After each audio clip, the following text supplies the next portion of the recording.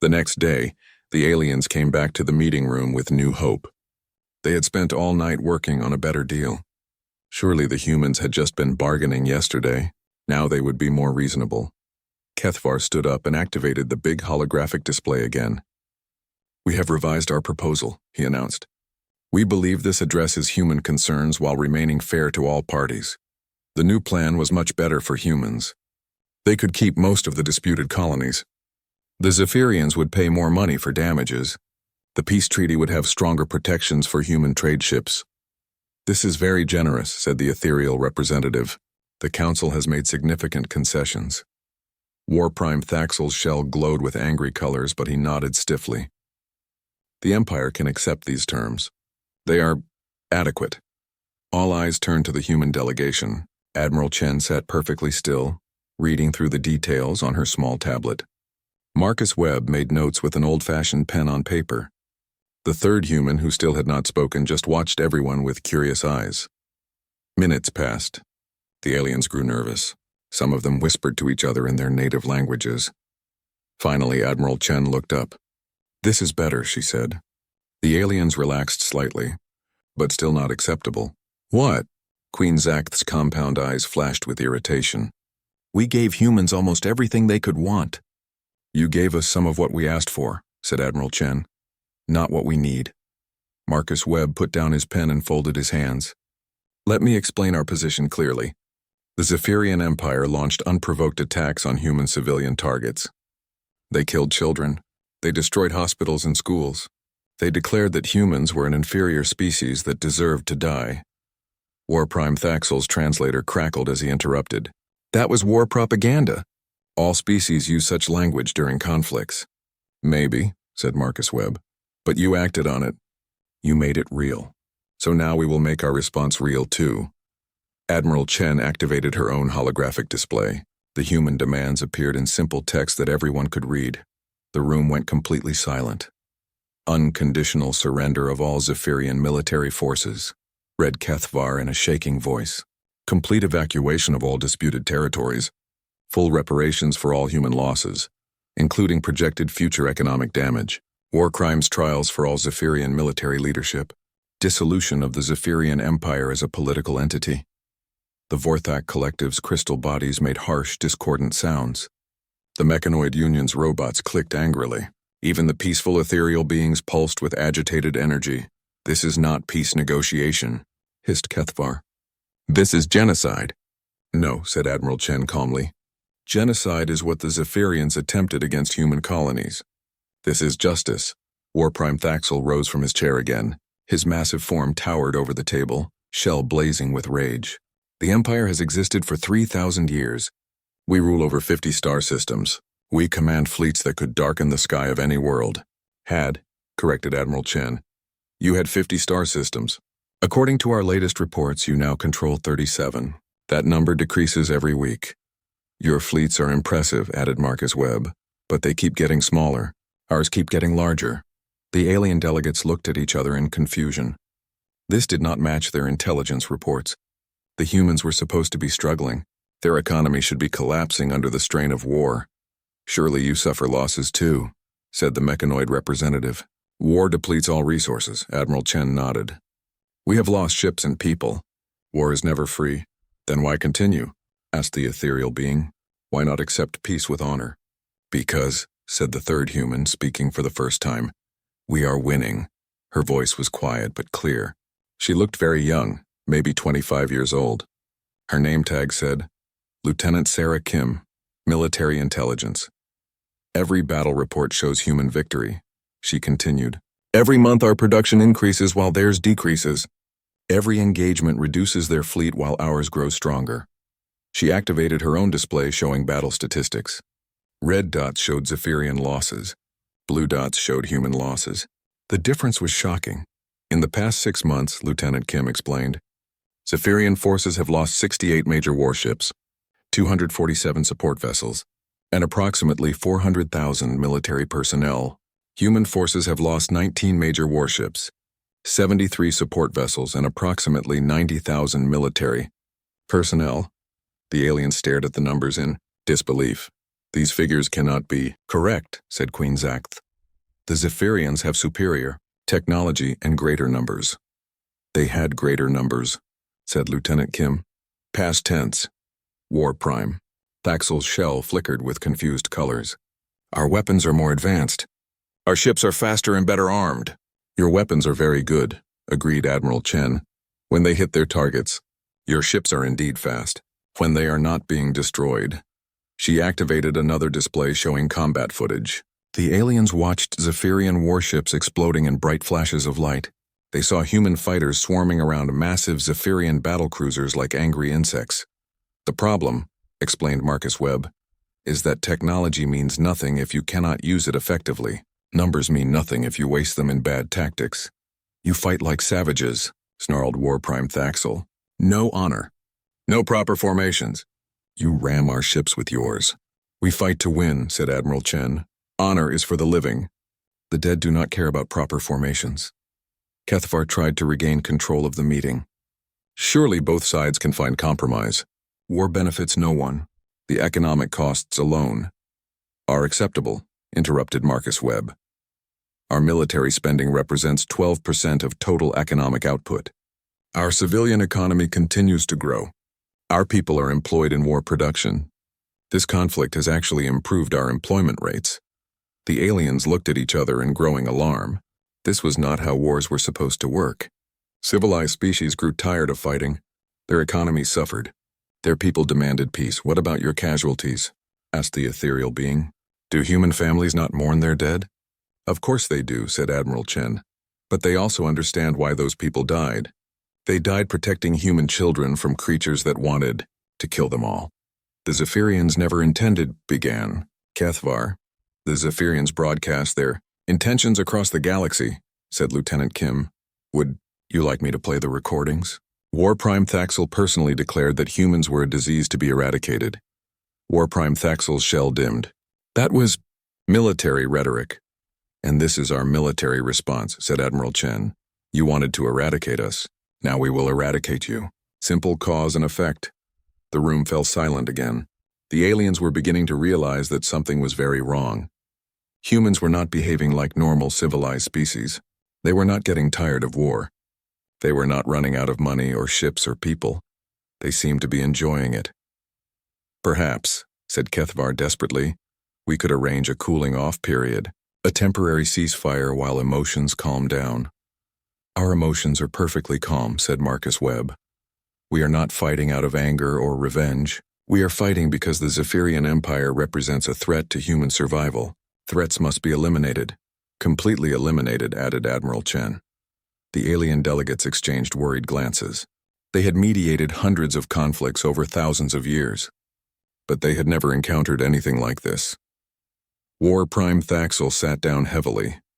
His glowing shell had faded to dull gray. What if the Empire offered additional reparations? More territory? Trade concessions? Admiral Chen shook her head. You still do not understand. This is not about money or territory or trade. This is about existence. Either humans survive or Zephyrians survive, not both. That is insane, whispered Queen Zaxth. That is reality, said Lieutenant Kim. The Zephyrians made it reality when they chose genocide as their war aim. Now they get to live with the consequences. Admiral Chen stood up. We have presented our terms. They are not negotiable. They are not suggestions. They are requirements for ending this conflict. She looked around the room at all the shocked alien faces. You have 48 hours to convince the Zephyrian Empire to accept these terms. If they refuse, we will implement them by force. The human delegation walked toward the door. Just before leaving, Admiral Chen turned back.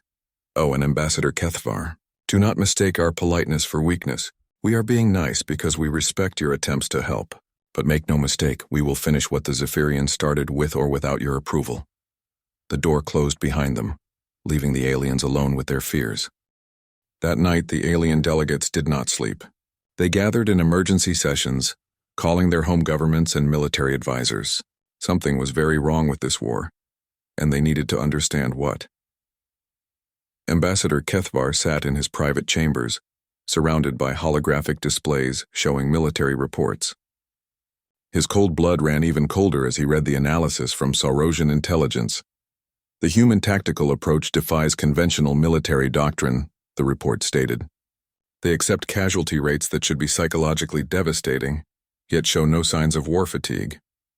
Their industrial production has increased every month since the conflict began. Queen Zakth met with her hive mind tacticians in a secured conference room. Thousands of her offspring worked together, processing battle data with insect efficiency. Their conclusion was disturbing. The humans fight as if death in battle is preferable to surrender, buzzed the collective voice of her tactical drones. This behavior suggests either religious fanaticism or genuine enjoyment of combat. Both possibilities are extremely dangerous. The Vorthak collective sang mournful harmonies as their crystal minds analyzed economic data. Their trade network spanned half the galaxy, giving them access to detailed financial information about every species. Human war spending has increased by 40%, their economic choir sang, but their total economic output has increased by 60%. They are profiting from this conflict while their enemies face financial collapse. In the Mechanoid Union section of the station, robot brains calculated probabilities at machine speed. Their circuits sparked with what might have been digital concern as they processed the results. Current trajectory indicates complete Zephyrian extinction within 14 months, they reported to their biological allies. Human victory probability, 97.4%. Margin of error, minimal. But the most disturbing report came from the ethereal communion. These ghostly beings could sense the emotions and thoughts of other species across vast distances. Their psychic networks covered most of known space.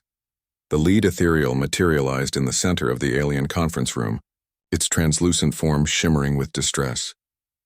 "We have monitored human battle emotions throughout this conflict," it said in its haunting voice. "Most species feel fear, anger, or grim determination during combat. Humans feel something else entirely. What do they feel?" asked Kethvar. "Joy," whispered the ethereal. "They experience combat as a pleasurable activity. They find satisfaction in destroying their enemies. They are happy when they kill." The other aliens recoiled in horror. This was beyond their understanding of civilized behavior. "Surely not all humans," protested Queen Zakth. "Their civilians must want peace." The ethereal's form flickered sadly. "Human civilian emotions show pride in their military success, excitement about victory reports, and anger toward those who suggest compromise. They support this war more strongly with each passing month." Kethavar accessed his communication array and opened a secure channel to the Cerosian homeworld. The scaled face of General Krextar appeared on the screen. "General, we need complete intelligence on human military capabilities. Not estimates, facts." General Krextar's frills darkened with concern. "Ambassador, the facts are disturbing. Human shipyards are producing vessels at twice the rate we thought possible. Their recruitment centers report waiting lists of volunteers. Their military academies have tripled enrollment. But surely their economy suffers from this military focus." "No, Ambassador. Their civilian industries are thriving. War production has created millions of jobs. Their stock markets reach new highs every month. By every measure, this war has made human society stronger and more prosperous." The communication ended, leaving Kethvar staring at his own reflection in the blank screen.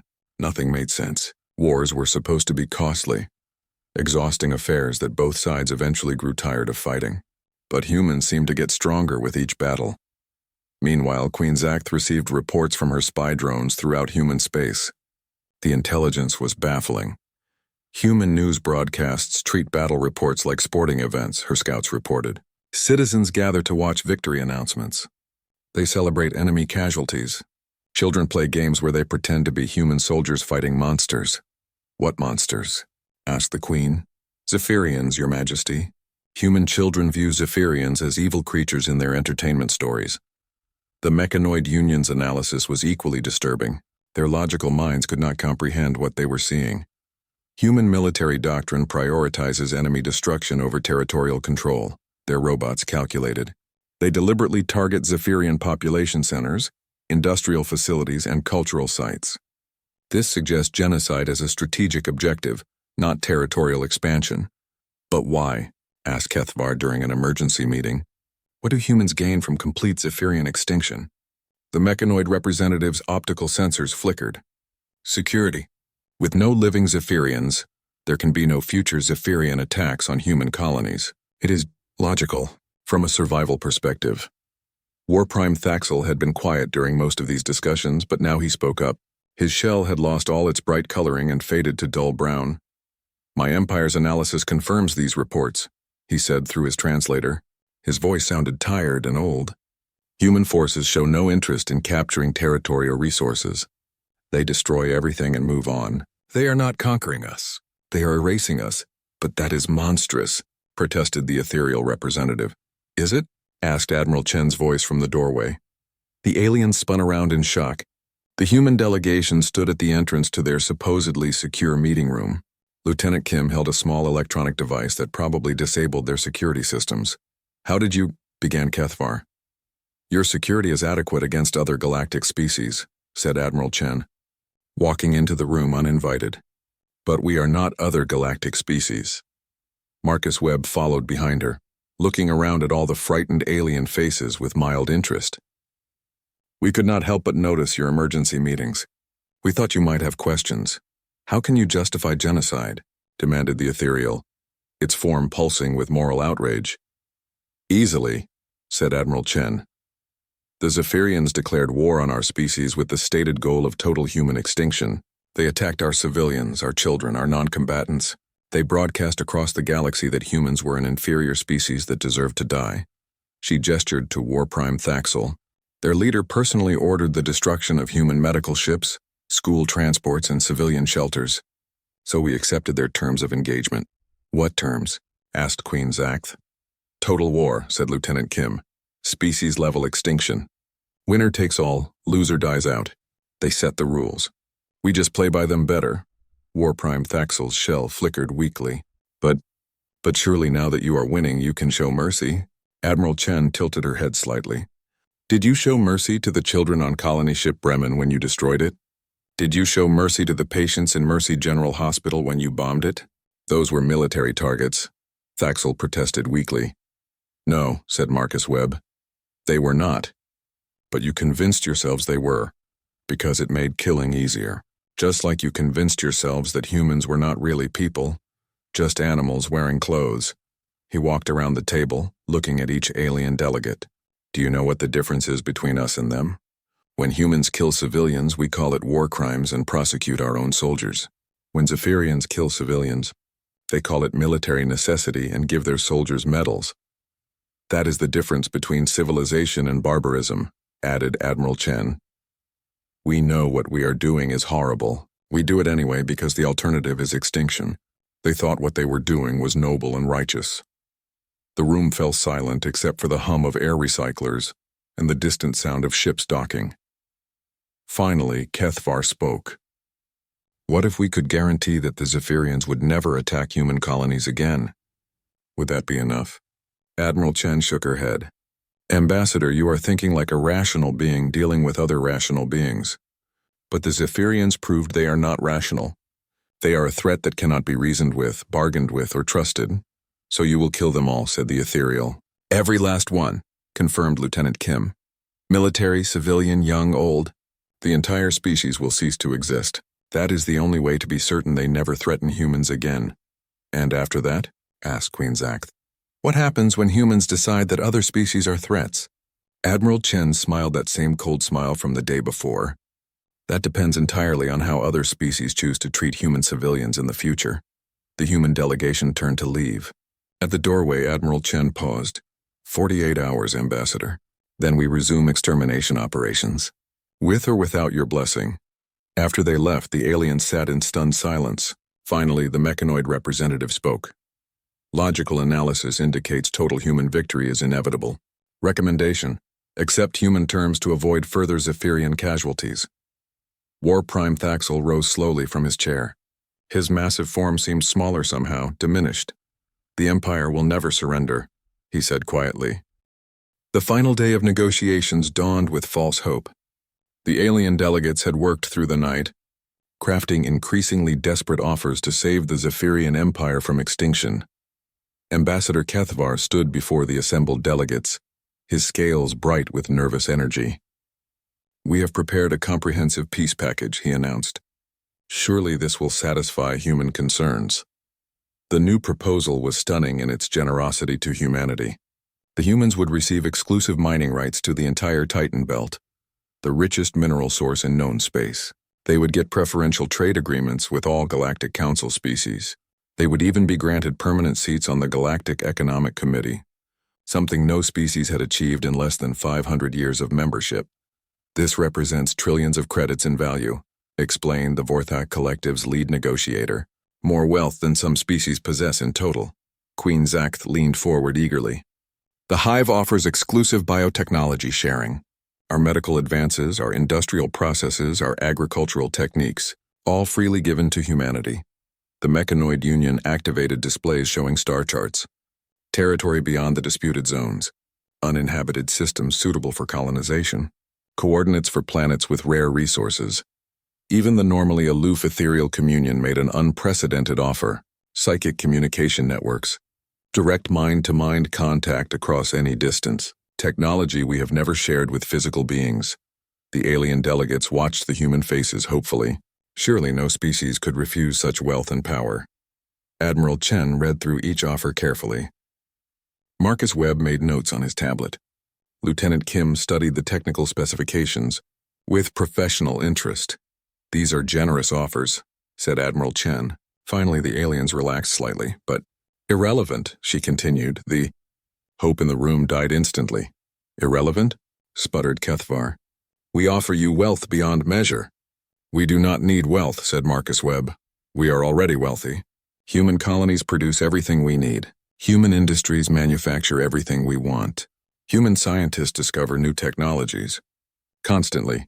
But the mining rights alone," began the Vorthak negotiator. "Are worthless if Zephyrians might attack our miners," interrupted Lieutenant Kim. "Security comes first. Profit comes second." War Prime Thaxel, who had been silent all morning, suddenly stood up. His shell blazed with desperate colors as he activated a holographic display. "Behold the might of the Zephyrian Empire," he roared. The display showed massive biomechanical warriors, each one 3 meters tall and covered in natural armor. Their claws could cut through steel. Their acid spit could dissolve metal. Their regenerative abilities allowed them to survive wounds that would kill most creatures. "Our battle forms are the perfect warriors," Thaxel continued. "Engineered over millennia for maximum combat effectiveness. No species has ever defeated them in ground combat." Admiral Chen watched the display with mild interest. "Yes, we have encountered these before." "Quite impressive.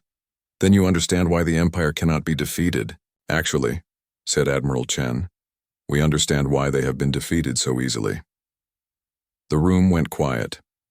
"You see," she explained, pointing at the holographic warriors, "your battle forms are designed for close combat against other galactic species. But humans do not fight close combat when we can avoid it." Lieutenant Kim activated her own display. It showed gun camera footage from human soldiers. "The neural cluster controlling each battle form is located behind the third thoracic segment," she explained in a matter-of-fact voice. "A precise shot from our military rifles can sever the connection between brain and body, causing instant paralysis." The footage showed human soldiers calmly shooting the massive Zephyrian warriors. Each shot hit exactly the same spot. Each warrior collapsed immediately. "Of course, sometimes our soldiers miss the precise target," continued Lieutenant Kim. "In those cases, they use explosive rounds to destroy the entire torso. Less elegant, but equally effective." War Prime Thaxel stared at the footage in horror. These were his empire's elite warriors, creatures that had terrorized enemy armies for thousands of years. The humans killed them like they were hunting animals, but how can you be so calm about killing?" asked the ethereal representative. "Do you feel nothing when you destroy life?" Admiral Chen considered the question seriously. "We feel satisfaction when we eliminate threats to human survival. We feel pride when our people come home safely. We feel joy when another human colony is secure from attack. You enjoy killing," said Queen Zakth in disgust. "We enjoy winning," corrected Marcus Webb. "Killing is simply the most effective way to win permanently." The Far made one last desperate attempt. "Consider the galactic implications. If you destroy an entire species, it sets a precedent. Other conflicts might escalate to species extinction. You could destabilize the entire galactic order." Admiral Chen nodded thoughtfully. "That is a valid concern, Ambassador." Hope flickered in alien eyes. which is why we will make sure our message is very clear, she continued. Species that attack human civilians will be exterminated. Species that do not attack human civilians will be left alone. Simple cause and effect. But what about territorial disputes? Asked the mechanoid representative. Resource conflicts? Trade disagreements? Those can be negotiated, said Marcus Webb. We are reasonable people.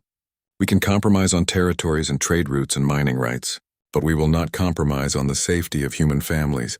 This is monstrous, protested the ethereal being. Lieutenant Kim looked up from her notes.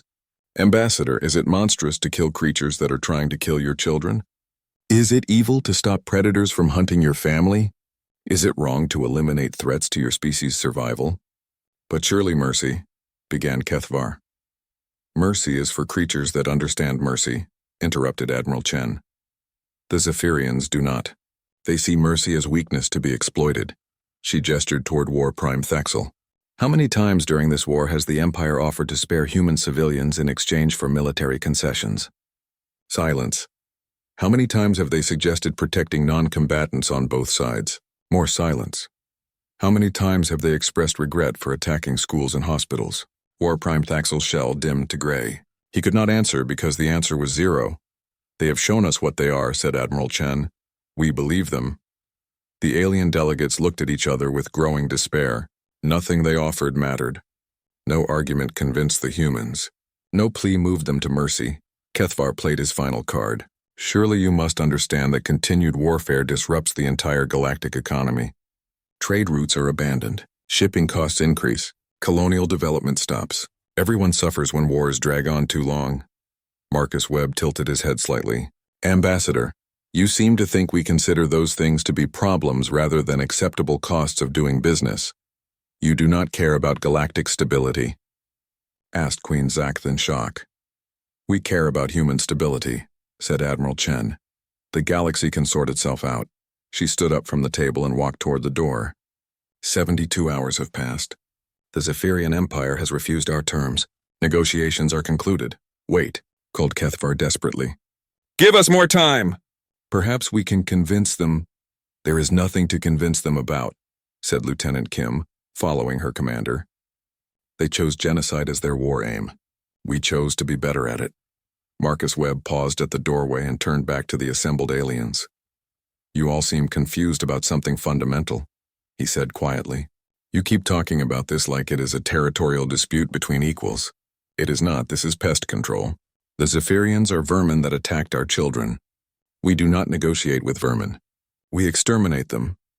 As the human delegation prepared to leave, Admiral Chen stopped and looked back one final time. For what it is worth, we do appreciate the gesture. You genuinely wanted to help end this war, but you misunderstood the nature of the war itself. What do you mean? Asked Kethvar. You thought this was a conflict that could be resolved through compromise? It is not. This is a conflict that can only be resolved through extinction. The Zephyrians made that choice when they decided humans were not worthy of existence. She smiled that cold, terrible smile. We were winning before you tried to intervene. We will keep winning after you stop trying to help. The only difference is whether you want to be associated with what comes next. The door closed behind the humans, leaving the alien delegates alone with their failure. War Prime Thaxel sat heavily in his chair, shell now completely colorless. My empire dies, he said quietly. Maybe not, said Kethvar desperately. Maybe we can still— No, interrupted Thaxel. It is over. I have seen how they fight. I have heard how they think. They will not stop until my people are extinct. The ethereal representative drifted closer. Will you surrender? War Prime Thaxel's shell flickered one last time with defiant color. The Empire does not surrender. We will fight to the last warrior, the last ship, the last breath. Then you will all die, said the mechanoid sadly. Yes, agreed War Prime Thaxel, but we will die as Zephyrians, not as slaves. In the distance, they could hear human ships powering up their engines, preparing to resume the war that would end in genocide. The human ships left Concordia Prime like hunters returning to their favorite hunting ground. The alien delegates watched them go through the station's observation windows, their formations perfect and purposeful. We have failed, said Ambassador Kethvar quietly. His scales had turned the dull brown color that Sorosians showed when facing death. The emergency session that followed was unlike any in Galactic Council history. Representatives from 12 species connected via secure quantum channels to their home governments. Military advisors, economists, xenopsychologists, and strategic planners all contributed to the most important intelligence briefing in Galactic history. The news was worse than anyone had imagined. General Krekstar of the Sorosian Defense Force appeared first on the holographic display. His battle-scarred hide showed the strain of recent analysis. The human military produces warships at a rate that defies economic logic, he reported. Their shipyards operate continuously. They have converted civilian manufacturing to military production without reducing civilian goods output. How is that possible? Asked Queen Zakth. They have automated much of their industry, explained the general. Their robots and artificial intelligence systems handle routine production while their organic population focuses on military, service, and advanced research. The Vorthak Collective's economic advisors sang their report in haunting harmonies. Human military spending represents 12% of total economic output. For comparison, most species cannot sustain more than 8% without civilian hardship. The humans show no strain. A mechanoid military calculator added its analysis. At current production rates, human fleet strength increases by 15% every 6 months. Zephyrian fleet strength decreases by 25% every 6 months. Mathematical projection indicates total Zephyrian fleet destruction in 14.7 months.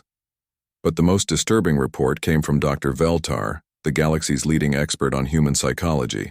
The elderly ethereal's ghostly form flickered with distress as he delivered his findings. We have fundamentally misunderstood human nature, he said. Other species view war as a necessary evil, a costly last resort when diplomacy fails. Humans view war as a natural extension of competition, something they can excel at and even enjoy. Surely not all humans, protested Kethvar. Human civilian surveys show 89% approval for the war effort, Dr. Veltar continued. 94% support for complete military victory. Their entertainment industry produces movies, games, and stories celebrating past military victories. Their children play with toy soldiers and pretend to fight aliens. The alien delegates shifted uncomfortably. Their own children played games too, but games of cooperation and building, not war and destruction. Most disturbing, added Dr. Veltar, is their emotional response to casualty reports. When humans hear that their military has killed large numbers of enemies, they experience satisfaction and pride. When they hear about their own losses, they become more determined rather than more peaceful. Queen Zakth's compound eyes dulled with horror. They enjoy the killing. Not exactly, said Dr. Veltar. They enjoy winning. They enjoy protecting their families. They enjoy proving their superiority. The killing is simply the most effective method to achieve those goals. War Prime Thaxel, who had been listening in silence, finally spoke. What about their production capabilities? Surely they must be straining their resources. The Mechanoid Economic Analyzer projected new data. Human resource extraction has increased 340% since the war began. They have militarized asteroid mining, converted scientific research vessels to resource collection ships, and begun harvesting materials from previously uninhabitable worlds.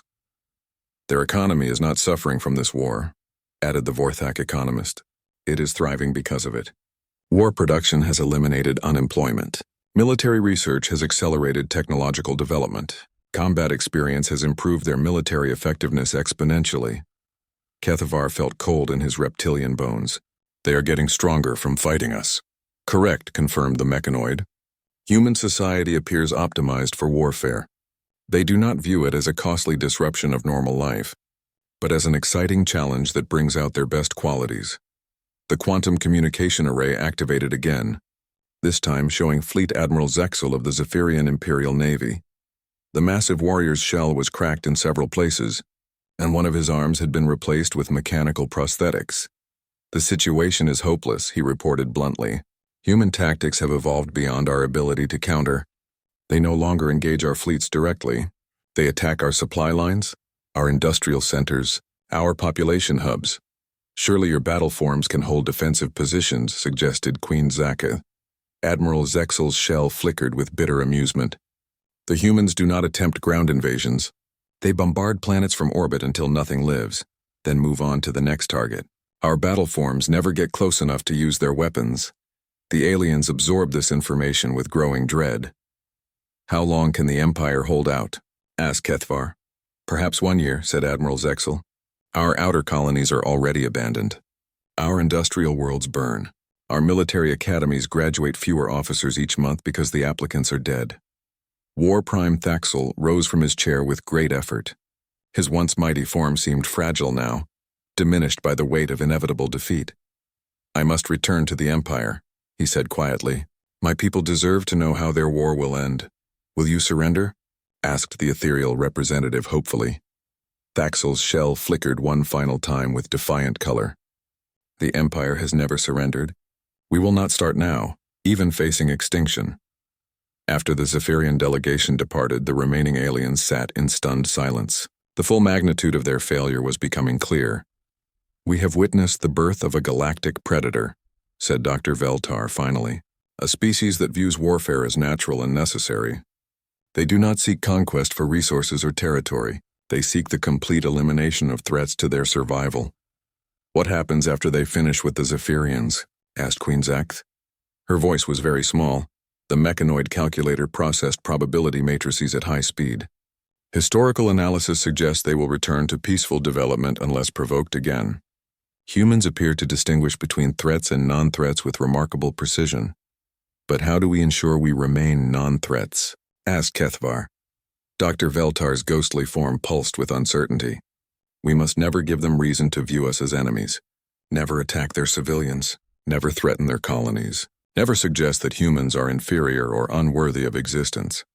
6 months later, the Galactic Council received a priority transmission from the former Zephyrian Empire. The message was brief and chilling. This is Admiral Sarah Chen of the Terran Federation Navy. Zephyrian military resistance has ended. All major population centers have been secured. Hostile activity in this sector has ceased. Kethvar personally responded to the transmission.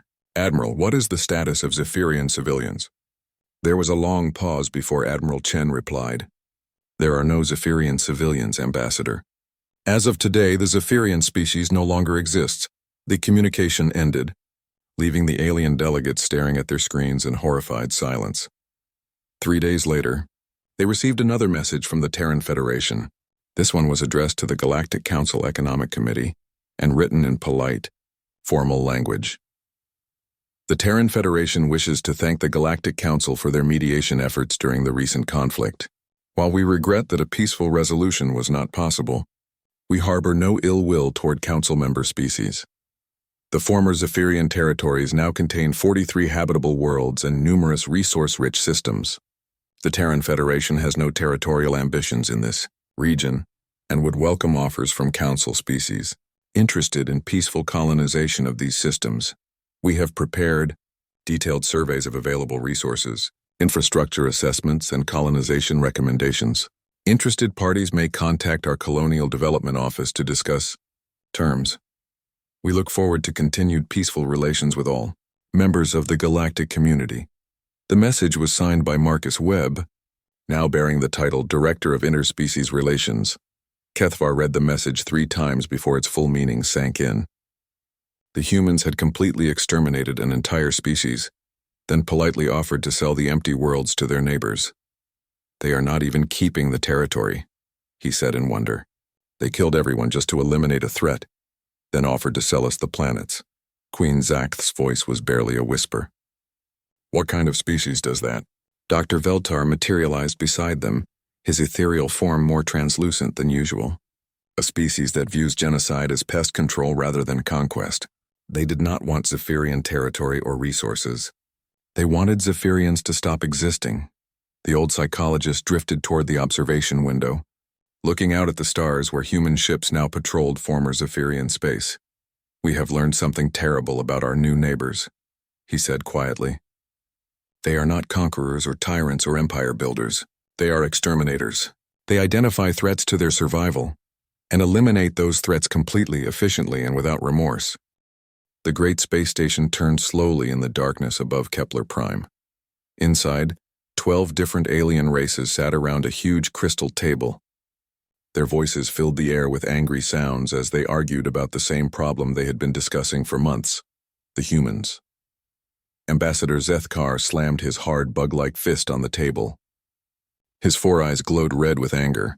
The machine that changed his words into common speech crackled as he spoke. "These humans think they can do whatever they want," he said. His voice sounded like grinding metal. "They build colonies where they please. They trade with species we control. They refuse to pay tribute like everyone else." The other aliens nodded their agreement. Some had too many arms. Others floated in the air like clouds of gas. A few looked like walking rocks. But they all agreed on one thing: humans were a problem. The Vorthak delegate was a creature made of living shadow. It spoke by making the air itself vibrate. "Humans are clearly a warrior race," it whispered. "Look at their history.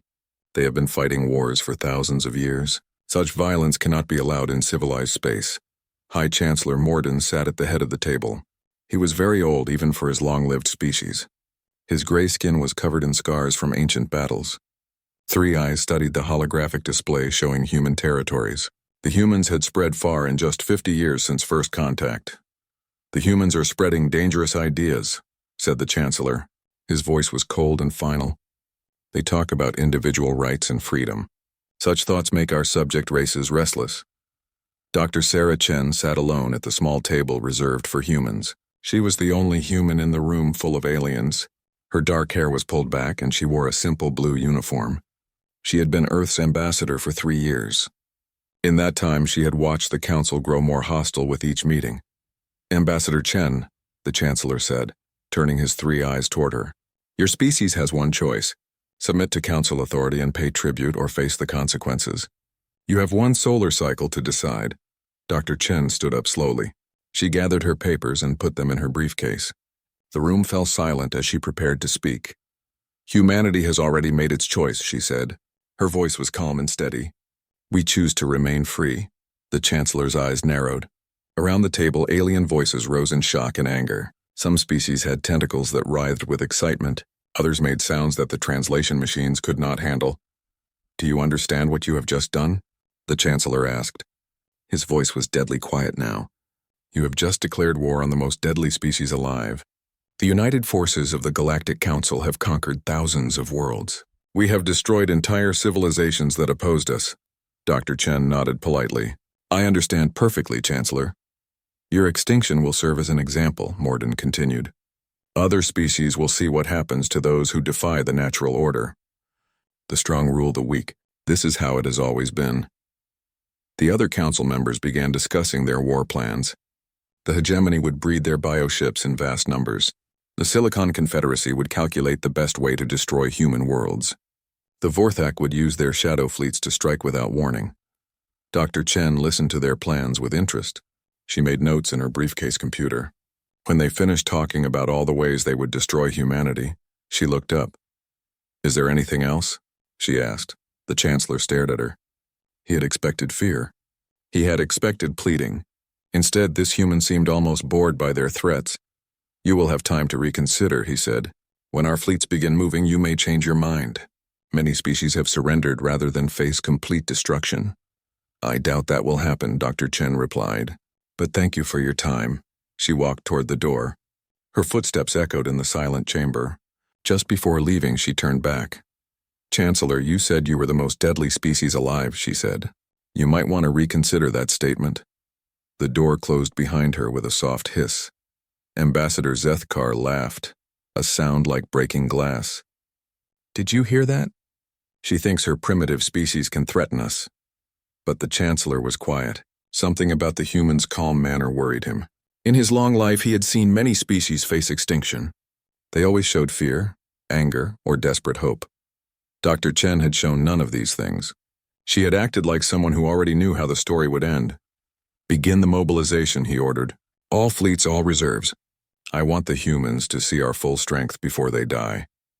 As the council members left to prepare for war, none of them noticed the small device Dr. Chen had left behind. It looked like a simple data pad that had been forgotten. In reality, it was recording everything they said and sending the information to human space. Dr. Chen walked through the station's corridors toward her ship. Other aliens moved out of her way. News of the war declaration had already spread. Most species in the station were council subjects. They had learned to fear their masters and avoid trouble. Her ship was small and simple, designed for diplomatic missions. As she prepared to leave, she sent a single-coded message to Earth. It was only 3 words long. Phoenix Protocol active. Across human space, sleeper agents received the signal. Ships that looked like peaceful traders revealed hidden weapons. Mining operations that seemed to be digging for metals were actually building fortresses. Scientific research stations powered up defense systems that had been disguised as laboratory equipment. On Earth, Admiral Helena Rodriguez read the message in her office deep underground. She was an old woman with gray hair and scars from a dozen battles. She had been preparing for this day since humans first met the Council. All commands, this is Phoenix Prime. She spoke into her communication system. The Council has declared war. Execute all prepared operations. Show them what humans really are. On the Council station, Chancellor Morden stood alone in his chambers. He looked out at the stars and wondered why he felt so uneasy. The humans were primitives with crude technology. They had only a few dozen worlds compared to the Council's thousands. By all logic, this should be an easy victory, but Dr. Chen's last words echoed in his mind. You might want to reconsider that statement. What did she know that he did not? In the darkness between stars, human ships moved toward their destinations. They carried no flags or proud banners. They sent no messages of defiance or hope. They simply moved with the quiet efficiency of predators who had finally been given permission to hunt. The war was about to begin, and the galaxy would never be the same.